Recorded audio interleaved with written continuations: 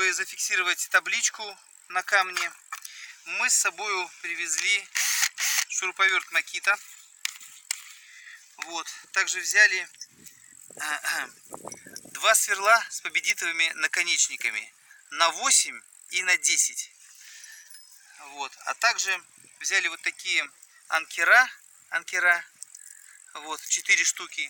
И сейчас надеемся просверлить вот здесь отверстие и анкерами закрепить табличку на этом плоском камне.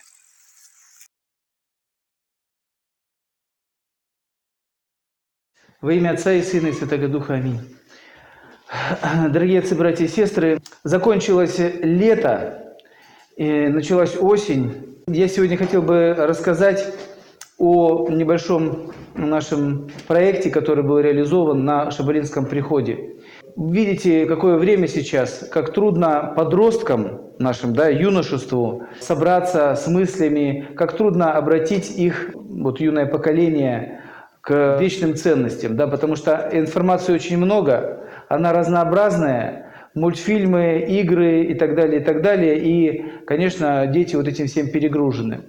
Как обратить мысль к Богу? Как рассказать о красоте родного края?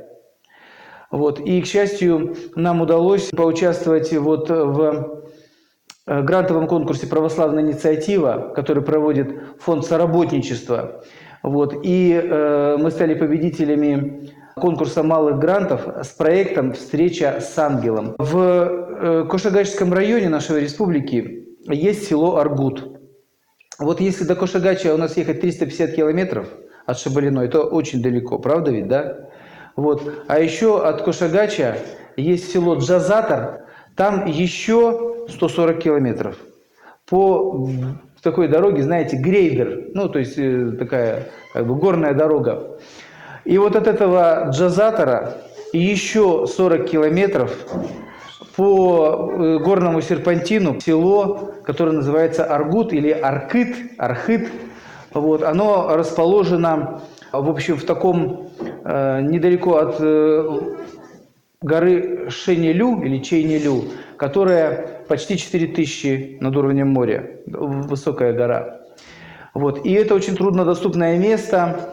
Вот. И вот представляете, удивительно было, что в этом месте труднодоступном 100 лет назад, более 100 лет назад, в 1901 году, был построен православный храм.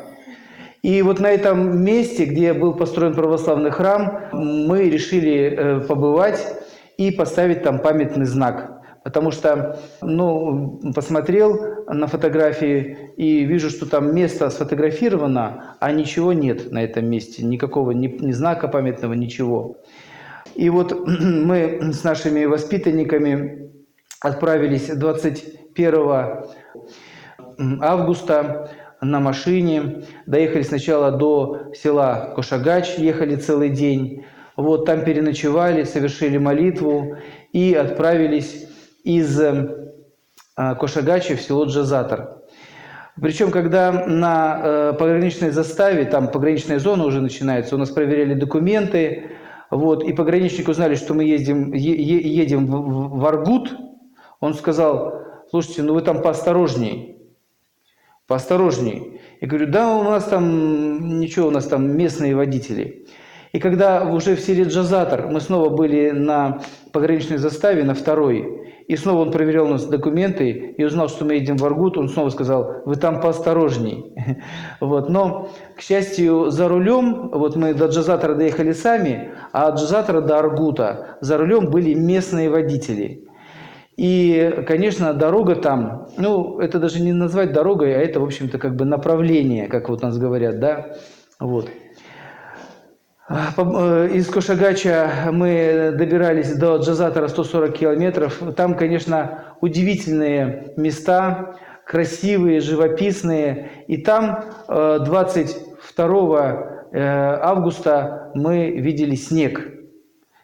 То есть дети играли в снежки. Вот такая местность высокогорная, прохладная, что там вот в августе лежит снег. По милости Божией, к удивлению, в общем, на «Газели» мы доехали благополучно. и расположились в селе Джазатар на ночлег. Возле одноименной реки Джазатар переночевали в палатках. Вот. Очень понравилось само село. Такое оно как бы аккуратное, люди доброжелательные. Вот. Только там нет бензина совсем. Пришлось бензин брать с собой, потому что нас предупредили, что бензовоз сломался и не работает, в общем, ни одна заправка. И даже при том, что он такой дорогущий, там, его там просто нет. Поэтому мы запаслись бензином на обратную дорогу. Заранее, за месяц или за два, мы о своем путешествии известили местную администрацию, и районную администрацию, и сельскую администрацию, что мы направляемся в Аргут, что мы направляемся на место, где стоял православный храм, и намерены там совершить молитву и установить памятный знак. Потому что население в Аргуте и в Джазатаре в основном коренные жители – это алтайцы, также казахи, ну, то есть получается, что православных там совсем мало, в основном, ну, вот там мусульмане, да, или вот представители вот языческого мировоззрения, да, вот, и поэтому, чтобы не было каких-то вопросов, мы сразу заранее оповестили, навестили администрацию, сказали, что вот мы приехали, и чтобы это было как бы не секретом ни для кого, чтобы не было сюрпризом. Мы сели на 2 машины, которые наняли, да, вместе с водителями, благодаря средствам фонда соработничества. И, конечно, очень нам понравились водители. Один из водителей – это Владимир Боронбаевич Янчинов. Он долгое время был специалистом сельской администрации в Аргуте. То есть он несколько раз, ну, даже в месяц, может быть, там 2-3 раза в месяц по этой дороге сложнейшей из Джазатара в Аргут ездил, и поэтому он хорошо ее изучил. Вот. И второй водитель Байрам Чинчинов, тоже его родственник, это опытные люди, очень уравновешенные, доброжелательные, хорошие водители. Конечно, большое впечатление на нас произвел там главный перевал. Он идет, по сути дела, по горе. Дорога из Джазатара в Аргут идет по горе. Вот. И там получается, что движение это в одну нитку. То есть, если встречная машина, то что делать? В общем, так. И я думаю, ехал, когда думал, вот когда-то таким же был и Чуйский тракт. Чуйский тракт тоже сначала был вьючная тропа, потом там движение было автомобильное в одну нитку. Вот. И вы знаете, конечно, живописнейшие виды. И замечательная там вот степь Акалаха, вот, живописная степь. И вот этот самый перевал Верблюжья шея, у него там почти 2000 над уровнем моря. И слияние рек Коксу и Аргут. Аргут бирюзовый, как Коксу такая прозрачная. Вот. И вот знаменитый Карагемский прорыв есть такой. То есть там, где скалы сходятся, и там дороги никакой нет, а вода вот между скал бурлит, и мы видим это с высоты, ну там, не знаю, несколько сотен метров со смотровой площадки. Очень живописно. Вот. И, значит, река Карагем и мост через эту реку Карагем, но тоже он такой прям вот живописный, и видно, что давно стоит этот мост. Вот. Но нам сказали, что регулярно, в общем-то, жители Аргута ездят примерно раз в неделю, и детей вывозят в интернат, и сами ездят за продуктами, поэтому мост, ну, как бы рабочий, хотя он такой, конечно, ну, необычный достаточно. Вот. Эти места, они настолько живописные, что сами коренные жители, алтайцы, вот с которых мы знаем, которые даже, у нас есть знакомый один, Андрей Сапо, он в Курае организует туры по Кошагачскому району. То есть он там все прошел, он все знает. И конные туры, и пешие, и автомобильные, и Актру, и все на свете. Он говорит, ну вот мы когда хотим побывать где-то в живописных местах, вот мы уезжаем туда, в Аргут. Вот. И сами жители там Кошагача, они говорят, мы когда с братьями хотим там порыбачить или там на охоту, бываем вот в этих местах. Река Карагем, река Аргут, вот эти окрестности. И там, говорит, и медвежьи следы приходится видеть, и волчьи, и все на свете, там, и, в общем, и живности много и так далее. И вот в эти живописные дикие места, по милости Божией, нам вот с нашими ребятами удалось туда совершить путешествие. Вот, спустившись вот с этого перевала Верблюжья шея, переехав через мост река Карагем, мы побывали в окрестностях села Аргут. Как оказалось, сам храм был расположен не возле села Аргут, а на другом берегу, через реку. И как мы потом узнали, жители или перебирались на лодке, или, если было зимнее время, переходили по льду. Мы узнали, что вообще-то Аргут это было село большое хозяйство. Там даже сеяли пшеницу. Там было большое село, и русские, и алтайцы, был большой колхоз. И хотя сейчас это как бы тупик, таежный тупик, туда дальше там дорог нету. До Белухи там 30 километров до горы. До китайской границы там 70 километров. Да? Но там в советское время сеяли пшеницу, было большое хозяйство и там прям большое село. Там растет облепиха. Там видно, что микроклимат свой. И, в общем-то, там как бы вот тепло. И очень удивительно, конечно, облепиху видеть на фоне вот этой горы Шинелю, которая со снежной шапкой, покрыта, да, и все такое. И вот у нас были проводники из местных жителей, они уточнили, выяснили, где располагался этот храм. Конечно, на этом месте сейчас ничего нет. То есть там только выложена как бы из камней вот такая ровная гряда. Я думаю, что это кто-то из прежних исследователей, скорее всего, такой знак оставил. Скорее всего, отец Георгий Крейдун, который был там в 2010 году. На этом месте мы побывали.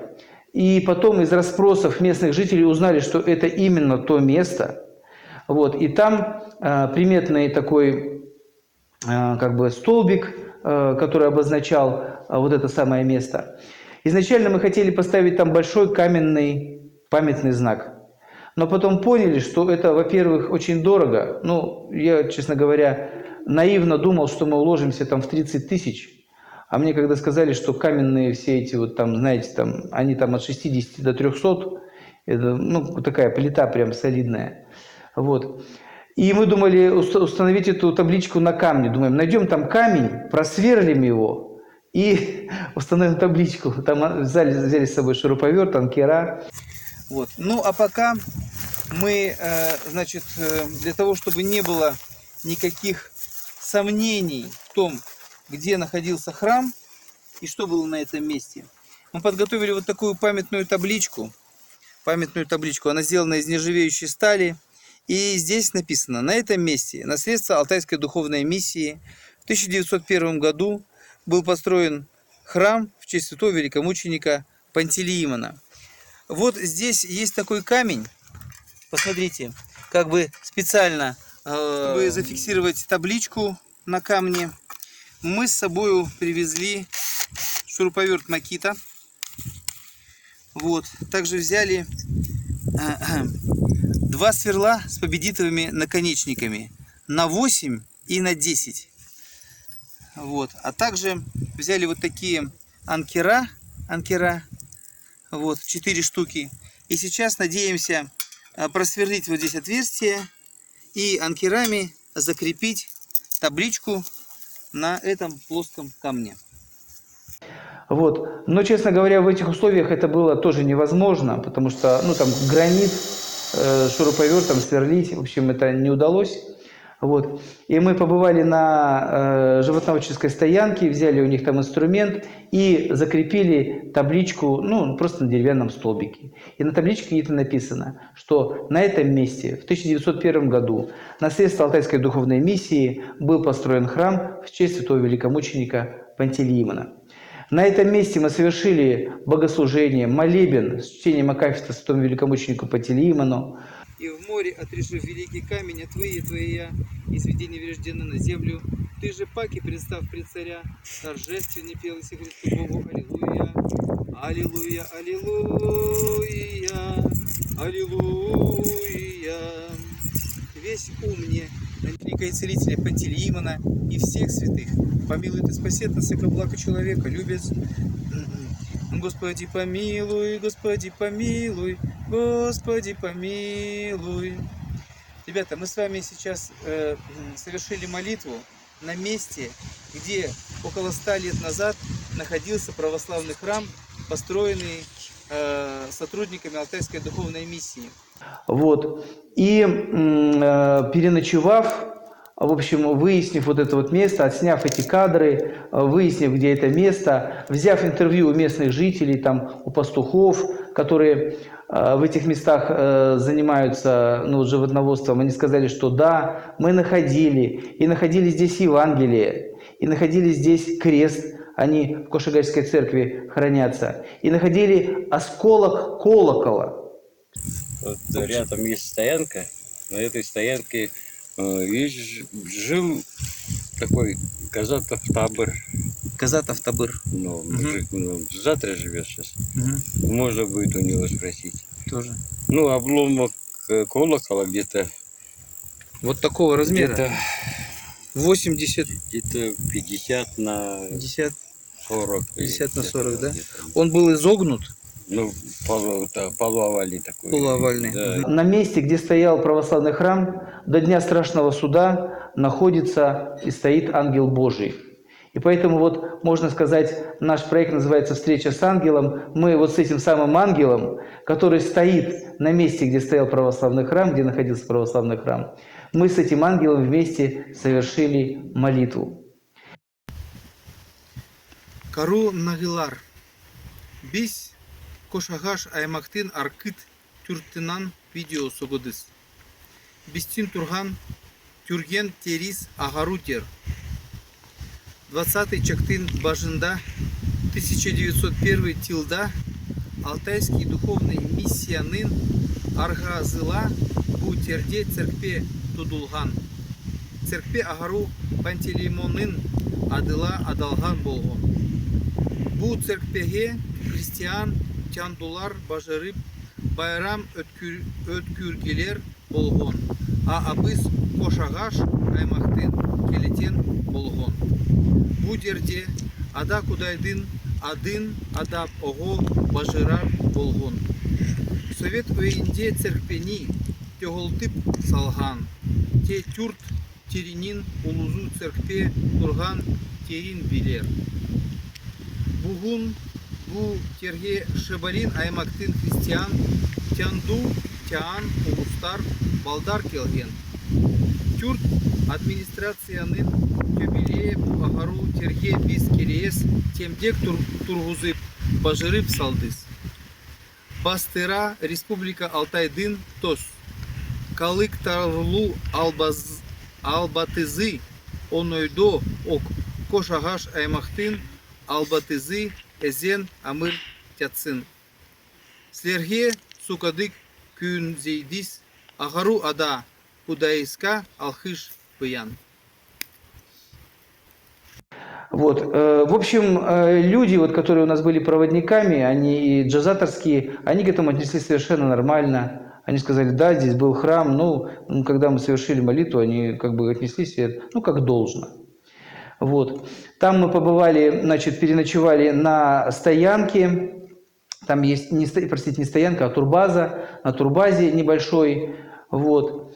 И, конечно, дети, участники нашей путешествия, ребята из Шабалино, они были просто, потом я уже взял у них, они написали небольшие сочинения, эссе, интервью. Вот. Они сказали, что им очень понравилось там. Действительно, очень живописные места, чистые реки, высокие горы, тишина, первозданная природа. Понимаете, вот природа именно как вот мы любим, как мы знаем Алтай, да, не который вот из окна там автобуса, да, комфортабельного, да, а именно вот первозданные такие пейзажи. Вот. И переночевав там, мы пустились в обратный путь. От Аргута до Джазатора в само село Аргут мы не заезжали, потому что не было нужды, и там мост еще хлеще, чем вот этот первый, который мы переезжали. Я потом посмотрел кадры других путешественников. Вот там, конечно, только опытные водители.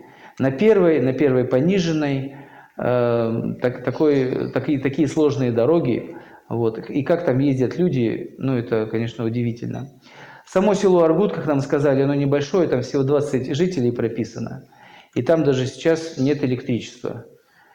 Сломался генератор, и, в общем, как там люди живут, ну, вот в первозданных условиях. Поэтому, если кто хочет тишины, кто устал от цивилизации, вот туда надо ехать. Вот. Из Джазатора мы отправились, тоже там переночевали, и отправились... нет, мы сразу из Аргута добрались до Джазатора к обеду, и из Джазатора добрались до Кошагача. Благополучно, без приключений, вот, без каких-то там поломок и все-все-все. Совершали в дороге молитву. Вот, и потом на следующий день уже из Кошагача вернулись в Шабалино. Да, в Джазатаре мы разыскали женщину, ее имя Чимдай Мандыковна Киберекова, которая 1937 года рождения, и первые несколько лет, до 9 или до 10 лет она жила в Джазатаре, в том еще Джазатаре, довоенном и военном. Вот, и она рассказала нам, какой это был храм. Она говорит, да, это был храм, я видела остроконечный, наверху луковица, значит, мы туда боялись заходить, дети, да, бревенчатый, вот, и так далее, и так далее. И потом она рассказала, что его дальнейшая судьба, что его там разобрал человек, вроде для кузницы взял эти бревна, а потом он сгорел. Ну, как водится, когда Божие достояние для какого-то мирского дела приспосабливается, обычно это ничего доброго из этого не получается. Там наверху что-то было, крыша какая была? Острая? Острая, да? Как с доски, говорит, сделано. С досок? Да. С теса? С теса, да. Ага. Там А наверху... оның үстінде тесла жақойын болған. Не, мұндай крышасы. Оғыз крыша болған. Когда было Чимдай Мандыковне 9 лет, Когда, говорит, 9 лет. 9 лет, да? Она Получается, маленькая. она с 37 года, получается, да?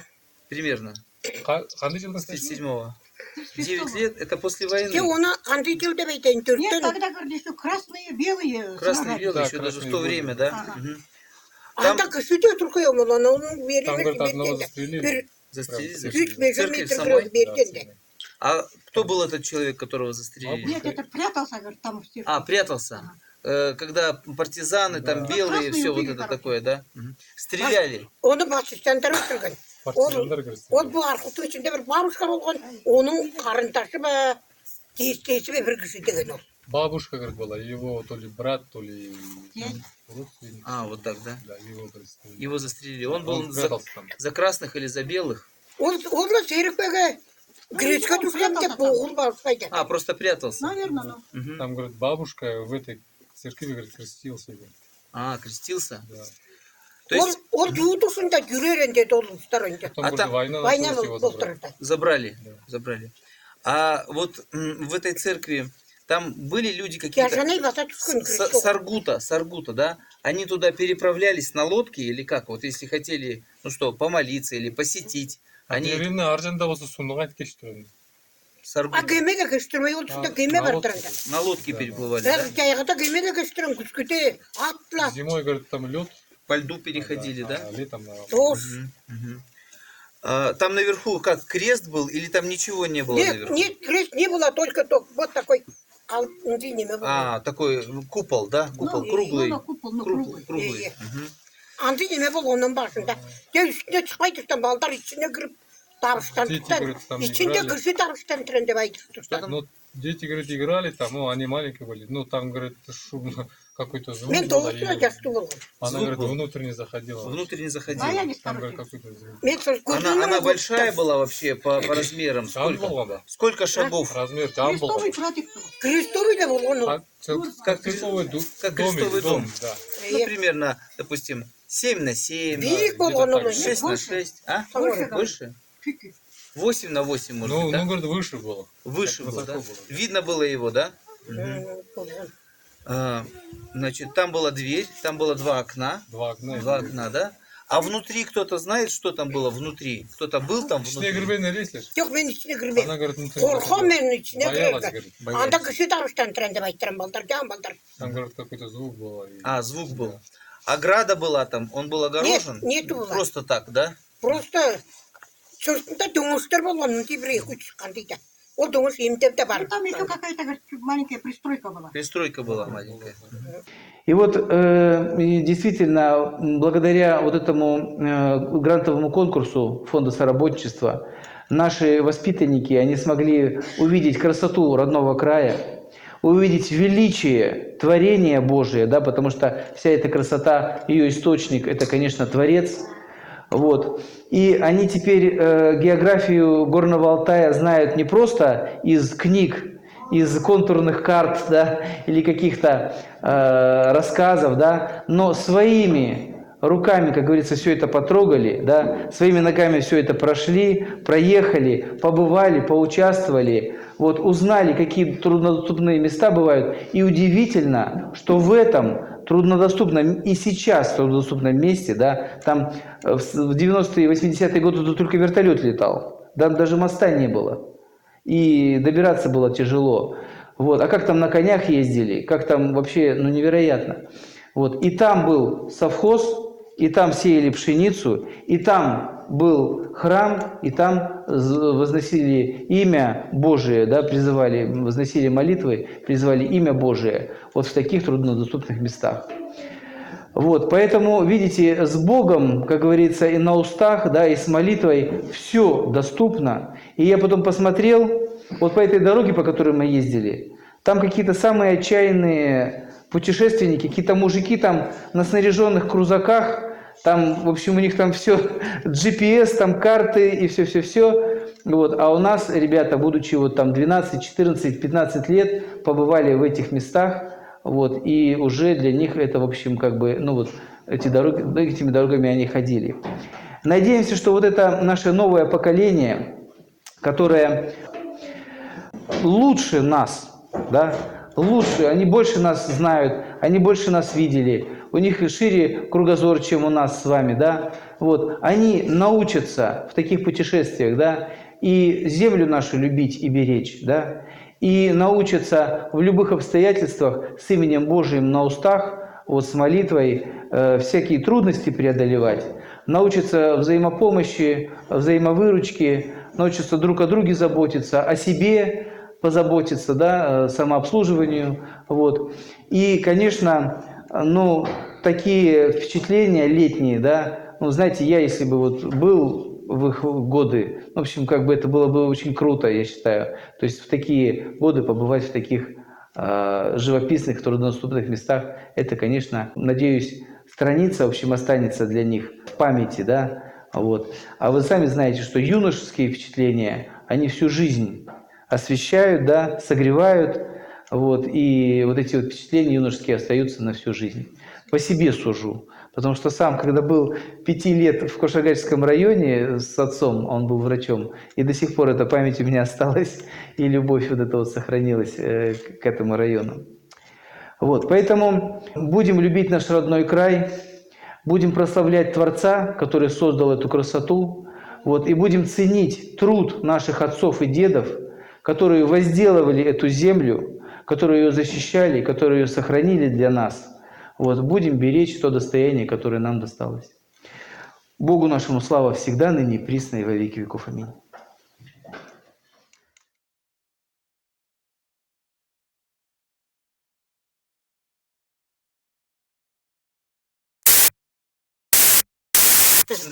Мандыковна, благодарим вас. Желаем вам доброго здоровья, вашим родным, близким, вашим детям, внукам, чтобы скот у вас был хороший, чтобы хозяйство велось, чтобы все были здоровы, чтобы дети вас уважали, радовали, вот, и чтобы крепко жили вы здесь, на этой земле. Стоянка.